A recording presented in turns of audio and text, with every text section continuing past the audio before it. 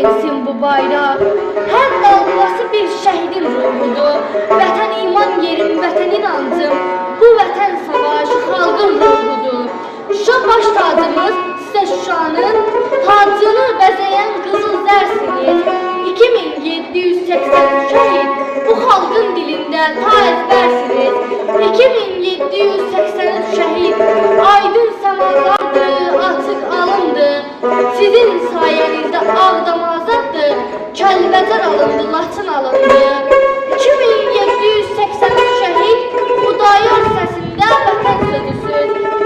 Qarabağ uğrunda təkcə şəhid yox, həm də Qarabağın artıq ölüsüz.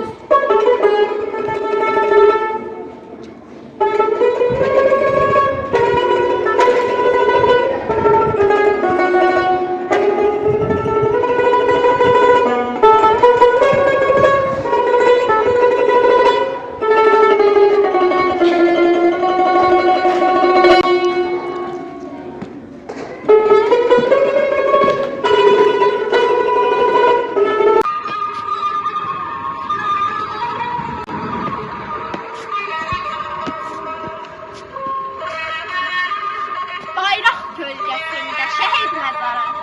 Bundan müqəddəsdir, tanımıram mən. Vurulsam, yıxılsam, yaram qan versə, durub savaşaram, tanı, uyan mən. Qansızdan yarandan öpürəm şəhid, öpürəm boş qalan çəkmələrindən, öpürəm savaşda tabloya dönən, o məğrur duruşdu əsərlərindən. Qarşımda diz çöküb, baş əyrik bir.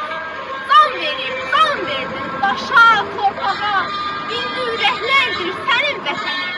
Döndün könüllərdə, erməz bayrağa. Bizə haqqınızı halal eləyin, sizlərin hər addımı bizi vətəndir. 2783 şəhid, 1245 yaralı igid, yüzlərcə qəhrəman qazi vətəndir.